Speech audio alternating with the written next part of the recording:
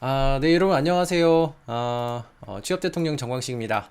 본격적으로 좀 바로 좀 시작해 보도록 하겠습니다. 여러분 이제 그 KCC 공채가 좀 떴어요.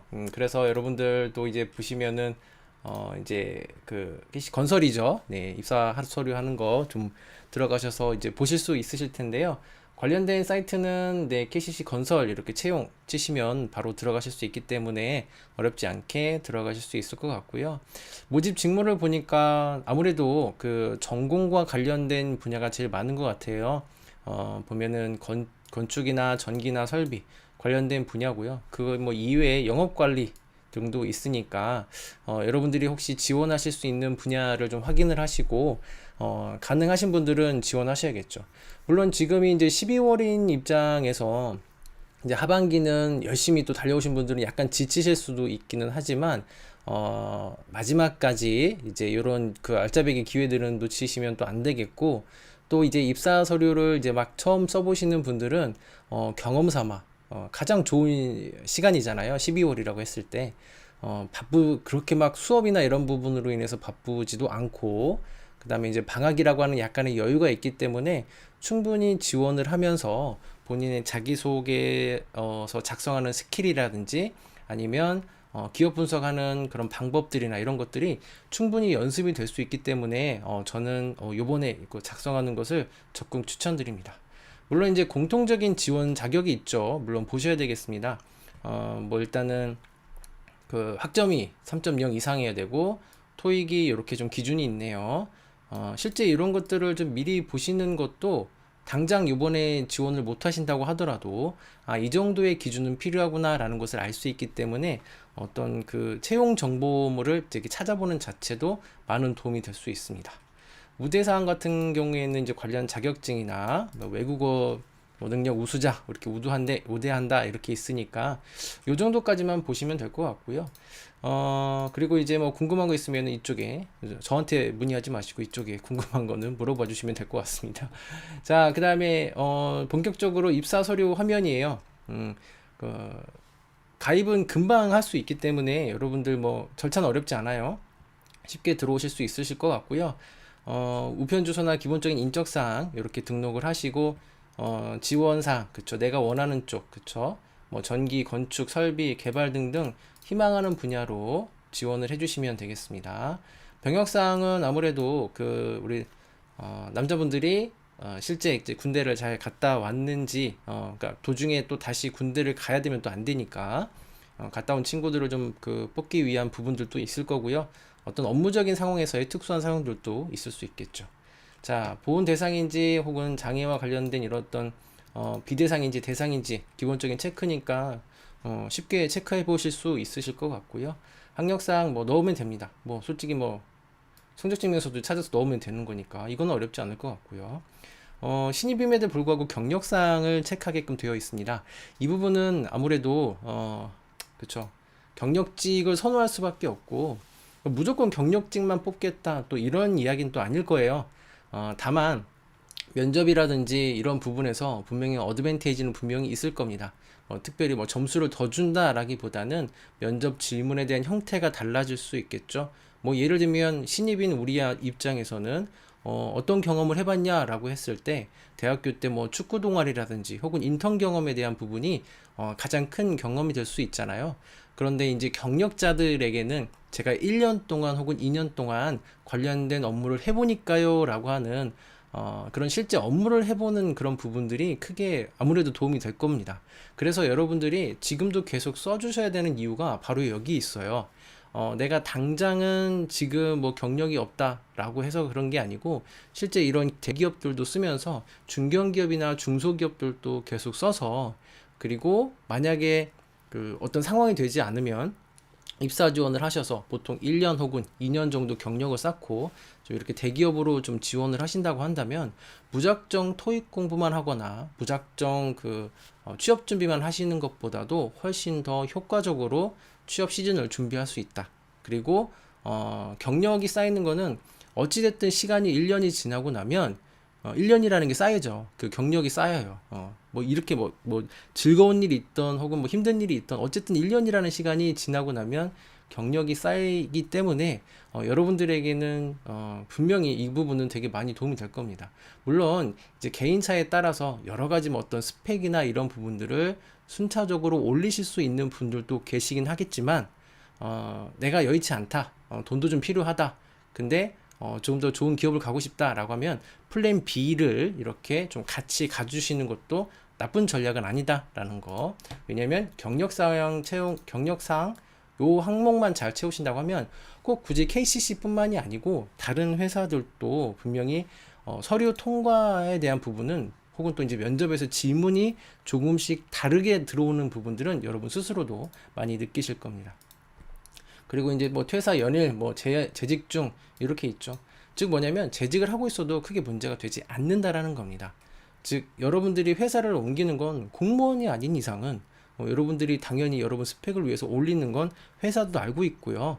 또 우리 스스로도 그러길 또 원하는 부분들이 있죠. 그렇죠. 능력 중심의 사회가 이렇게 돌아가고 있다라는 것도 여러분들이 좀 그렇죠. 우리가 인정할 수밖에 없는 부분이죠. 자, 그 다음에 어학사항 같은 경우에는 기본적으로 넣는 거, 자격증도 마찬가지죠. 제일 중요한 거 오늘의 포인트입니다. 이제 그 자기소개 작성하는 거예요. 자기소개 보니까 총 5개의 문항이 있고 그 중에서 이제 다 그 1000바이트로 작성을 하게끔 만들어 놨습니다. 간단하게 좀 정리한 것을 좀 보면서 제가 좀 설명을 드려 볼게요. 실제적으로 1번 문항부터 보게 되면은 간단하게 나왔죠. 자기소개, 그죠?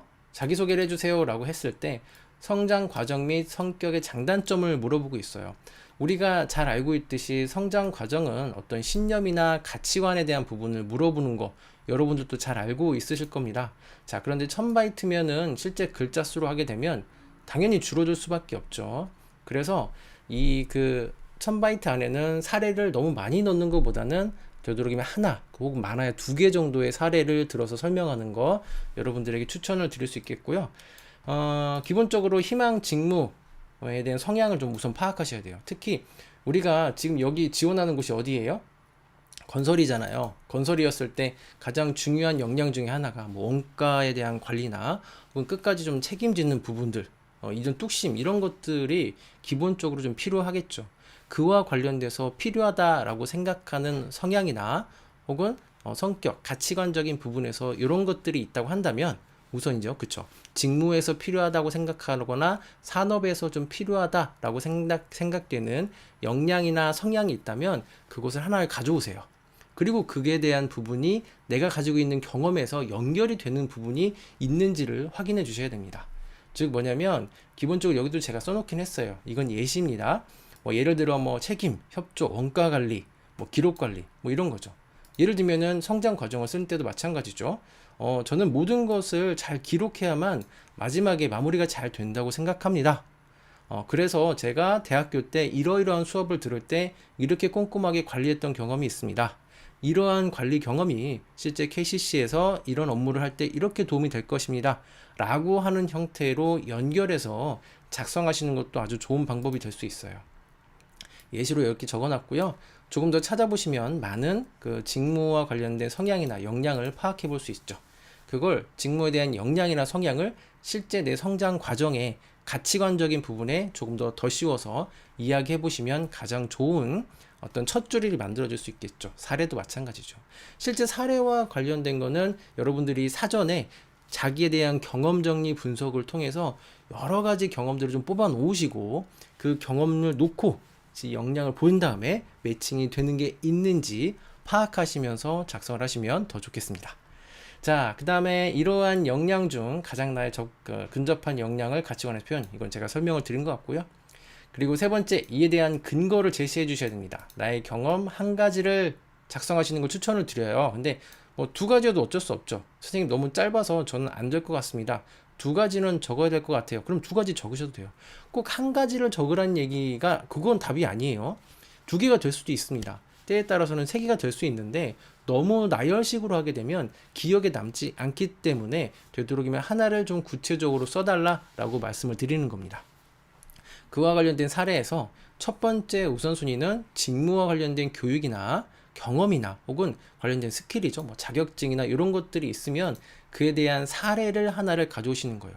뭐 예를 들면은 자격증을 좀 쓰고 싶어. 그랬을 때는 실제 자격증을 땄습니다가 중요한 게 아니고 자격증을 따면서 내가 이러이러한 부분들을 꼼꼼하게 기록했거나 배울 수 있었습니다 라고 하는 내용을 문장 형태로 풀어서 쓰신다고 한다면 어떤 거든지 쓸 수가 있다라는 겁니다.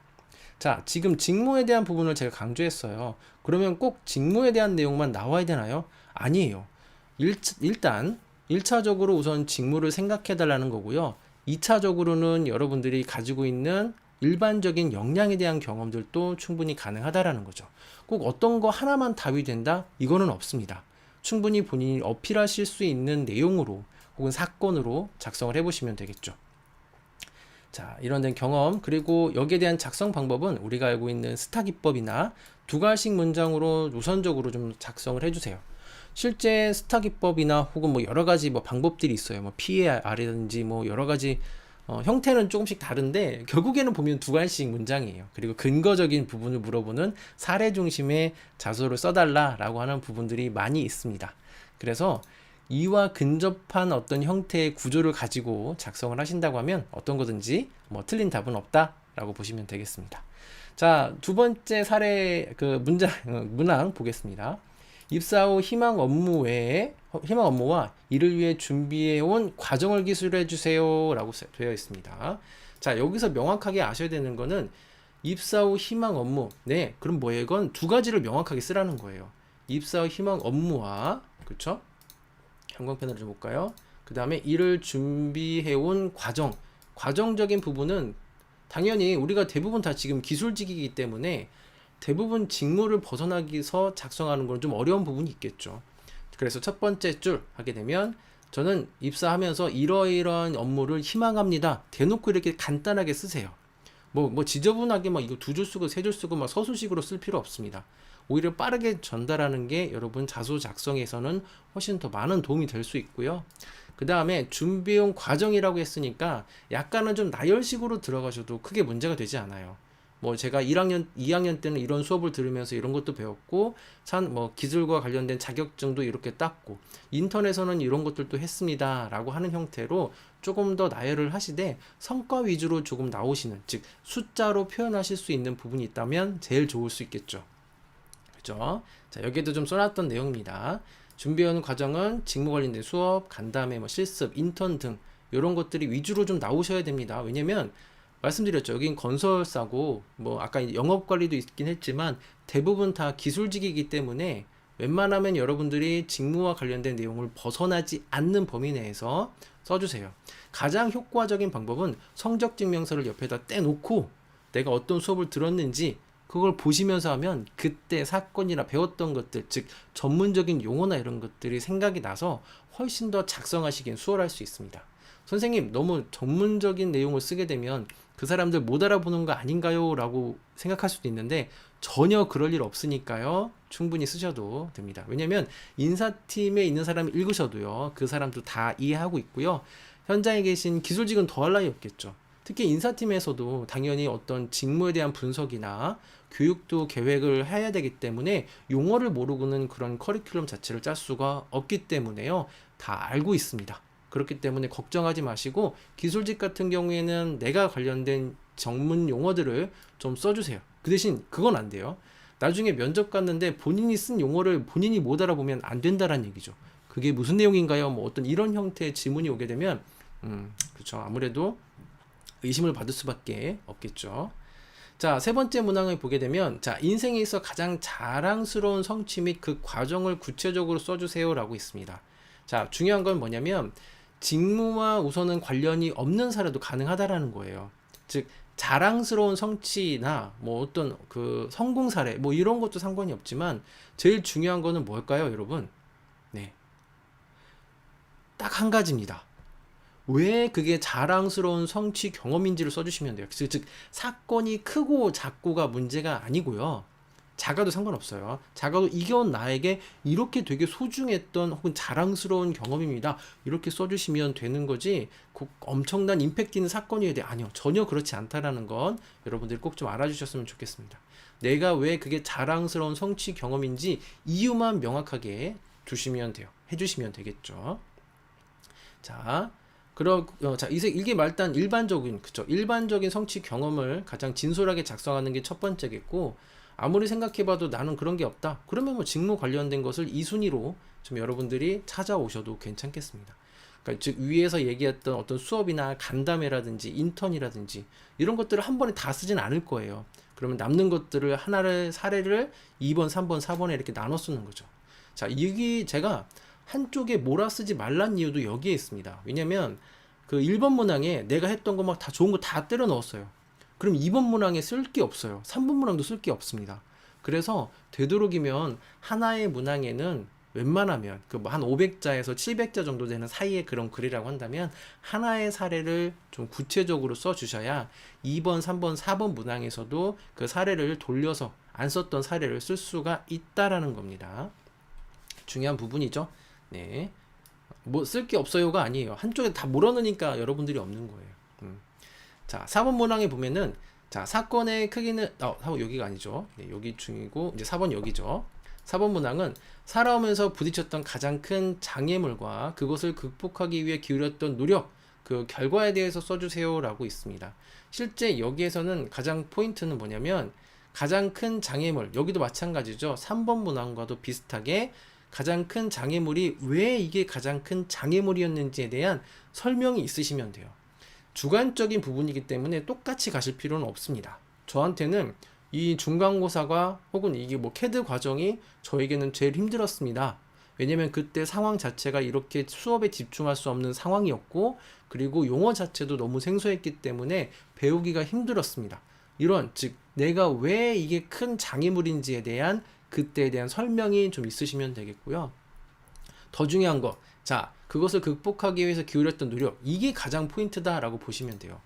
즉, 이 문항에서는 문제 해결 역량을 보고 싶은 겁니다. 특히 그 문제 해결 역량 중에는 극복하기 위해 노력에 기울였던 노력, 즉 내가 이걸 어떻게 이겨냈는지를 보는 거예요. 이걸 통해서 이 친구가 우리 회사에 들어오게 되면 여러 가지 문제 상황에서도 스스로 문제를 해결해 나갈 수 있는 그런 사람인지를 파악할 수 있다라는 겁니다. 그죠? 즉 하나를 보고 다른 여러 가지를 판단하겠다라는 겁니다. 그래서 장애물이 중요한 것도 그 결과가 중요하다. 그 결과물이 중요한 것도, 얘네 둘 다 중요한 건 맞지만 그 중에서 가장 중요한 건 어떻게 이거를 이겨내고 극복했는지에 대한 과정적인 부분을 명확하게 좀 구체적으로 써주시는 게 가장 포인트가 된다라고 생각하시면 라고 보시면 되겠습니다. 특히 4번 문항은 그렇게 되겠죠. 되도록이면 그래서 해결 중심으로 문제 해결 중심으로 과제를 작성하는 거, 그리고 또 한 가지가 되도록이면 수치화해서 나타내는 것은 여러분들이 많이 들어보셨을 거예요. 자, 그러면 무엇을 수치화해야 되느냐? 투자했던 시간, 노력, 날짜, 비용, 이런 것들. 혹시 정확한 날짜나 이런 게 기억이 안 나면 어떻게 되나요? 괜찮아요. 대략적으로만 쓰셔도 됩니다. 약 5시간, 약 일주일, 약 한 달, 약 얼마, 약 20만원, 약 30만원, 뭐 예를 들면은 그렇게 쓰셔도 된다라는 거죠. 그 숫자 틀린다고 해서 너 왜 명확하게 기억 못해? 이렇게까지 집요하게 파고드는 사람은 없습니다. 설령 그런 곳이라고 하면 가지 마세요. 업무도 그렇게 시켜요. 중요한 건 그 숫자가 아니기죠. 즉 숫자라는 것은 그 전달하는 과정에서 명확하게 전달하기 위한 하나의 표현 방법입니다. 물론 좀 정확하게 기억하면 더 좋긴 해요. 네. 자, 마지막 5번 같은 경우에는 자, 입사 후 본인의 장래 포부를 기술하세요 라고 했습니다. 실제적으로 어떤 일반적인 사무 이렇게 되면 입사 후 포부, 장래, 본인의 어떤 장래 포부 이렇게 쓴다고 했을 때는 좀 러프할 수 있겠죠. 그런데 우리가 엔지니어 직군, 기술 직군 같은 경우에는 대부분 다 기술 직군이었고, 물론 영업 관리 쪽도 있었지만 실제 본인의 직무를 벗어나지 않는 범위 내에서 써주시는 게 가장 효과적일 수 있겠죠. 특히 직무에 대해서 뭐 연차별로 쓰거나 혹은 첫째, 둘째, 셋째 이렇게 해서 본인이 실현 가능한 계획적인 부분으로 나타낸다면 가장 좋은 방법이 될 수 있어요. 즉 너무 오버페이스를 달리지 말라는 얘기입니다. 딱 치고 나가서 저는 뭐 불량률을 뭐 0%, 1년 내내 하나도 안 나오게 만들겠습니다. 이건 말이 안 되니까요. 현실적인 부분에서 좀 작성을 가지고 오셔서 쓰시되, 실제 그러려면은 어떤 업무를 좀 하는지 좀 파악을 해야 돼요.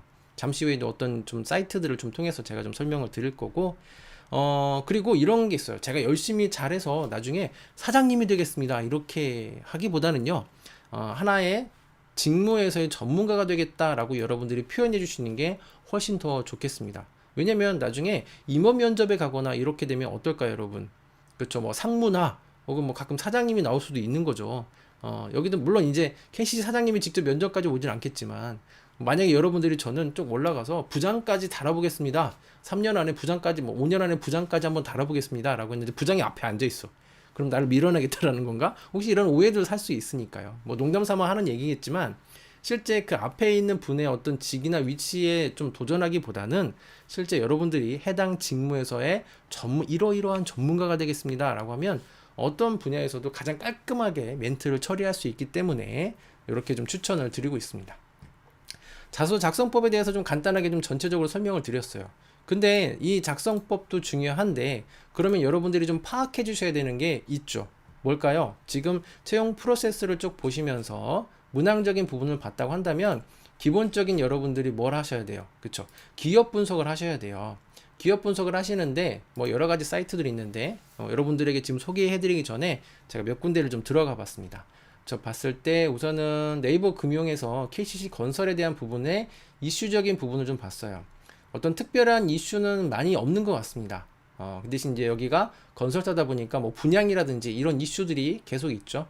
만약에 이렇게 되면 뭐 대전 CL리오 스웨첸 분양이에요. 그럼 여러분들이 이 뉴스를 보면서 지금 현재 어떤 지금 진행되고 있는 상황 그리고 거기에 대한 이슈 이런 것들을 좀 분석해 오시면 돼요. 즉 기업 분석을 하는데 너무 많은 시간을 투자하기보다는 이런 기사에서 요 문장 괜찮네. 그러면 그 문장 하나를 조금 더 응용해서 그거와 관련된 용어들을 찾아보거나 이렇게 하셨을 때 훨씬 더 여러분들이 기업 분석적인 부분에서 깊이 있게 분석했다라고 하는 것을 인정을 받을 수 있고 지원 동기나 뭐 이제 나중에 뭐 면접에서 물어보겠죠. 지원 동기나 혹은 회사에 대한 내용을 좀 접목해서 쓰시려고 하실 때도 회사에 대한 전반적인 모든 것을 다 갖다 이렇게 쓰려고 하지 마시고 한 분야에 대한 사건을 좀 집중적으로 쓰신다고 한다면 디테일하게 특히 뭐 2만 5천여 가구에 달하는 주택에 대해서 제가 이렇게 만들어 보겠습니다. 혹은 거기에서 안정적으로 이렇게 만들어 보겠습니다. 라고 하는 부분들은 조금 더 구체적으로 이야기할 수 있기 때문에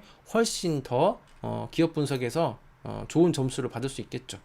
자, 물론 이제 그런 부분들이 방금 전에 보셨던 자기소개서 안에서도 녹아 들어갈 수도 있다라는 거 꼭 좀 기억해 주시면 좋겠고, 그 금융권에서는 내용이 없었고, 그 다음에 금융감독원 전자공시 시스템에서 보게 되면 분기 보고서보다는 반기 보고서를 이렇게 보시면 내용들이 쭉 나와 있는데요. 실제 반기 보고서에 있는 내용을 보게 되면 특별한 내용은 많이 있는 것 같진 않아요. 그래서 뭐 KCC 같은 경우에는 그냥 참고 자료로만 좀 이렇게 보시면 되겠고 실제 요 부분이죠. 얘네들이 어떤 사업들을 수주했었는지 그런 역사적인 부분을 좀 가지고 추가적인 검토를 하신다고 한다면 요걸 좀 보시는 것도 괜찮아요. 그걸 좀 제가 좀 정리를 해봤었는데 KCC에 대한 부분입니다. 최근에 이제 뭐 경기 용인에 대한 한국 아파트 요거를 이제 수주한 부분들도 기사가 있어서 좀 가져와 봤고요. 추가적으로 여러분들이 좀 기업 분석을 더 하실 때 이런 이슈를 가지고 디테일하게 좀 보시면 될 것 같습니다. 그리고 기업 분석을 하실 때 지금 KCC에서 주로 이제 굵직굵직한 사업이라고 하면 이런 내용들이 있죠. 뭐 한국도시철도 9호선 4단계 연장 사업 건설 공고 1공급 이렇게 했던 거 그걸 찾아보고 그에 대한 내용을 좀 응용하시는 것도 괜찮고요. 그리고 또 이 친구들이 친구는 아니죠. 이 KCC 건설에서 지금 영업 조직을 좀 확대했다라고 하는 그런 부분들 뭐 확대는지 모르겠어. 인원 보강이니까 이제 임원도 4명이고 영업 조직이 부장도 4명, 차장, 그 다음에 과장, 대리 19명 좀 대대적으로 뭔가를 해보겠다라고 하는 의지를 나타냈어요. 이거는 제게 아니고요. 실제 그 금융감독원 전자공 시스템 방금 전에 보셨던 그 시스템 안에서 있는 내용을 제가 뽑아온 내용입니다. 이 안에 있는 내용이에요. 그리고 보게 되면은 실제 이제 이쪽 그 건설 같은 경우에는 원자재에 대한 부분들이 민감하게 되잖아요. 가격적인 부분에서 민감하게 오기 때문에 특히 공통적인 부분에서의 원자재에 대한 어떤 가격에 대한 뭐 그 조절할 수 있거나 관리할 수 있는 역량 같은 경우에는 여러분들이 어떤 특정한 직무에 해당되기보다는 전반적으로 내가 녹여낼 수 있는 그런 부분들, 관리에 대한 역량은 꼭 좀 어필해 주시면 되겠고, 그리고 수주 및 판매적인 전략적인 부분이에요. 이 파일은 물론 제가 거기 더 올려놓긴 하겠지만, 수주 전략적인 부분을 얘네들이 이 KCC에서 좀 올려놓은 내용들이 있습니다. 뭐 여러 가지가 있긴 한데, 뭐 해외 공사나 혹은 뭐 국내 수주에 대해서는 어떻게 좀 해보겠다라고 하는 내용들이 추상적으로 좀 있고요. 실제 관련된 내용들은 제가 이렇게 링크로 좀 다 따놓은 게 있습니다. 같이 한번 참고해 보시면 될 것 같고요. KCC에 대한 부분, 홈페이지 분석은 당연히 해야겠죠. 그 다음에 특히 CEO 인사말에서 뭐 좀 얻어올 수 있는 멘트들이 있는지, 이런 것도 좀 보셔야 될 것 같고요. 그리고 또 한 가지가 지금 아까도 링크에도 지금 올려놨는데, 국가직무능력표준에서 특히 제가 하나만 검색을 했었죠. 건설 설비 뭐 시공 이렇게 해서 시공과 관련된 직무에 대한 그 능력 단위, 어떤 업무들을 하는지에 대해서 쭉 여기서 이렇게 정리되어 놓은 게 있어요. 그러면 여러분들이 직무에 대한 분석을 하실 때 이 자료들을 좀 이렇게 보시면서 하시면 도움이 되겠죠. 그와 관련된 뭐 꼭 그 시공만 뿐만이 아니고, 여기에서 우리 KCC에서 필요로 하는, 좀 볼까요? 네. 뭐 전기도 있을 거고, 전기도 있고요. 설비도 있어요. 네. 볼까요? 전기, 설비, 뭐 여러분들이 구체적인 정보를 탐색을 할 때, 실제 이런 직무 정보는 이렇게 한번 해놓으면은 나중에 돌려쓰기 편하시니까 한번 하실 때, 특히 12월이니까 좀 돌려서 쓰시는 거 좀 적극 추천드리겠고요. 보게 되면 한번 볼까요? 설비, 뭐 전기 한번 볼게요. 전기와 관련된 쪽이 있는지, 분야별이니까요. 기계 제조, 전기, 전자, 그쵸? 전기와 관련된 뭐 설비면 설비 어떻게 하는지 이런 부분들이 있으니까요. 이렇게 검색을 하셔서 능력 단위로 미리 보기 하시면 실제 이렇게 지식, 기술, 태도적인 부분이 나오니까 좀 참고해 주시면 되겠습니다. 그리고 이건 뉴스였던 것 같고요. 그래, 이렇게 해서 여러분들 자기소개서 작성하는 부분에서 좀 전체적으로 설명을 드렸고요. 관련돼서 좀 내용적인 부분은 제가 이미 미리 그 블로그에 좀 올려놨어요.